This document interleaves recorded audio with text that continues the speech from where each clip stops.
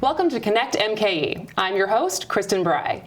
The end of May is already here, and every year on the last Monday in May, we celebrate Memorial Day.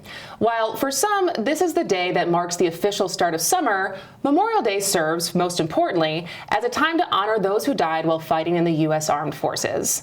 So beyond firing up the grill, we wanted to spend some time today highlighting ways to observe Memorial Day and recognize one major resource that supports veterans every day right in our own backyard. Our first guest today is the president and CEO of the Milwaukee County War Memorial Center, Dan Buttery. Thanks for being here, Dan. Thank you so much. This is a busy time of year for you, so thank you for taking the time to be here. Now, before we jump into all the events that are happening around Memorial Day through the WMC, I know that there's so much more than this beautiful building that we all drive by on the lakefront. And so, stepping back a little bit and painting a full picture of everything that the War Memorial Center is and does, because I know just on the website it says that you serve 50,000 veterans each year. There's over 7,100 people in the community who've received some of the educational programming, and over 140,000 people attend WMC events annually. So besides this big, beautiful building, what is the War Memorial Center and how does it serve the community? Yeah. Well, it's 65 years young. It opened its doors on Veterans Day in 1957. The piece that I think many people miss is it's built by a world-renowned architect. And in fact, Eero Saarinen served, he was Finnish born, but he emigrated to the United States. During World War II, he served as a director for a division with the OSS, which is the precursor to the CIA. His father actually gets the commission to build Milwaukee's War Memorial Center, passes away, and Eero takes the commission. There's every turn, every angle of that building has symbolism, which is very typical within our military and armed forces. Our uniforms, the way we wear our branch insignia, all has symbolism, and so he took that into account as he built this. So in 57, what are the two major conflicts that we just completed? World War II and the Korean conflict and the Korean War. We're in Vietnam, but we're still not ramped up fully. So it was really to remember those who were killed in action from the area, from Milwaukee County initially, in World War II and then the Korean War. And so it takes that into account. It also became the center point for art. The Milwaukee Art Museum, which we know is there, was originally designed to be in the base. Now, Saarinen is known for the pedestal, the concept. The tulip chair was designed by Eero Saarinen. So if you think of that design in that theme, he wanted the elevation of the offices where the veterans organizations reside, and they wanted that as overwatch over the art, which is the freedom of expression, the First Amendment, because that's what we go to war, why we go to war. It's not just death and destruction, it's to defend what we have back home, and what more than the freedom of expression and the design and the concept as well. It's a little confusing because he is a mid-century modernist, brutalist, in fact. So many people look and say, well, it looks like a bunker. That's part of the design idea. He actually interviews 4 Milwaukee area June 6, 1944 Normandy veterans who hit the beaches on June 6th. One of them still alive. He's in my VFW post. And when he asked them to reflect on that day and what they went through, it's actually a symbol of a German pillbox. So if you stand along the lake and look back, you can see that concept of what he did. It's elevated, it's overlooking the water, and they really wanted to remind the community, because we lost so many of our young men storming the beaches on June 6th. So there's that dark side, or that memorial side, but then that's part of the mission. The other part of our mission is serve the living. And I'm a combat vet. I served in Iraq 2003 to 2004. So coming home is always a challenge. Those who have been to battle, have been in war. The war never really leaves you, but you try to find a way forward. And so that's a big part of where I've put an emphasis since taking over in January of 2020. It's serve the living, and what does that look like? And that has taken all kinds of shapes and forms, from education. It's not just, again, about the conflict. It's the character of the individuals who say, I'll go. I'll go into that conflict, or I will defend the freedoms that we have. It's not an easy path. And so how do we celebrate those individuals? How do we look at the diverse nature of our men and women who serve? Just 2 years ago, I was here in studio, and we were talking about the opening of our African American Veteran Memorial, which is on the 3rd floor right next to my office, highlighting men and women of color who have served out of the Milwaukee County area. So it's also part of that is reflecting those who have gone forth and have done amazing things for our nation, some never coming home, and that's the memorial side as well, which we're going into this weekend. Absolutely. And I would say I was lucky enough to the first, I guess only, tour I've taken of the War Memorial Center. You were my tour guide. Yes. And I had no idea all of the very specific and intentional decisions that went into, again, what looks like, from certain angles, a big bunker. It looks like a big concrete building, but like you said, from the top down, it's a cross.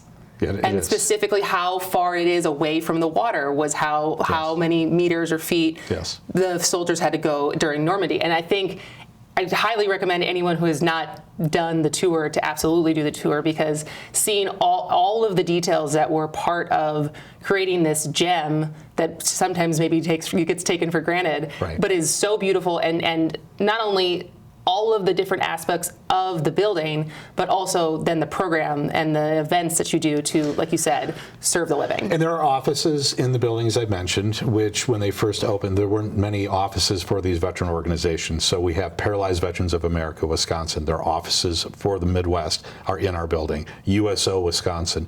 So you can also see it's our staff and it's our building, but it's also empowering these other community organizations in which they can conduct business and continue to serve the veterans, the men and women who still wear the uniform, as well as their family and loved ones. And so that's another part of, it's a unique structure. It's a unique building where it's alive, where business is being conducted there, but then you also have it as a venue and a memorial. Absolutely. Yeah. Absolutely. And so what are some of your favorite facts about the building, or some of either history facts or specific facts about the building? So, Eero Saarinen, just to learn more about that architect and what he did, and there's wonderful information. The Art Museum has an incredible page which describes him, because he's an artist, as well. He's an architect.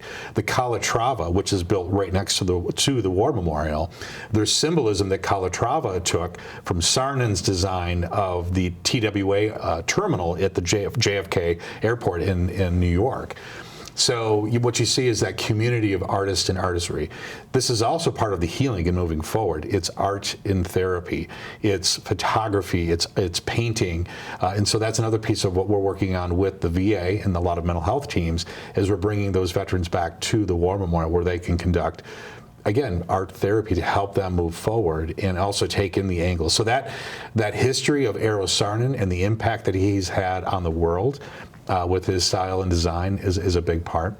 And I would say also the symbolism of the pedestal, because he also does the arch in St. Louis.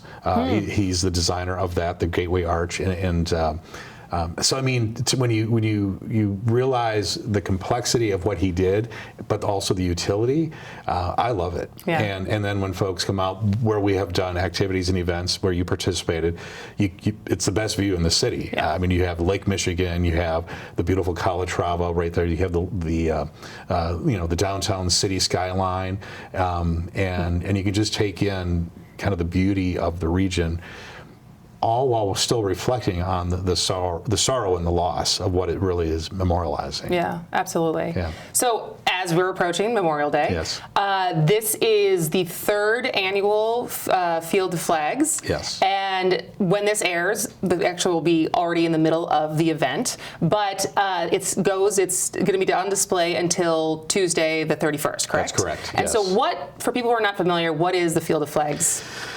A few years ago, I was in Boston, my wife and I, and we witnessed the placement of 33,000 flags in the Boston Commons. So what that was, a program from Massachusetts to reflect on their young men and women who have died in the line of service to our country since the Revolutionary War. And I've always argued I want to bring that to Wisconsin. So that's what it is. So we're slowly building the ability for us to buy the flags in the quantities. Year one was World War II.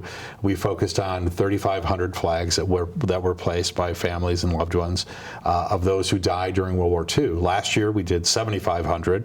We're slowly building the numbers up. Eventually we'll get to the total loss, which is right around 30,000 of Wisconsinites who have died since this has been a state. So that would include Civil War. Wow. That would, and everything up more recently. This year we'll be placing 12,301 flags. That reflects how many Wisconsinites died in the battles and also due to disease of the Civil War. We actually lose 12,301 of our residents at a time when our state resident census was only about 775,000 people. It was a huge impact of loss, and so it's a field of flags, and each flag represents a soul that was lost in defense of this nation.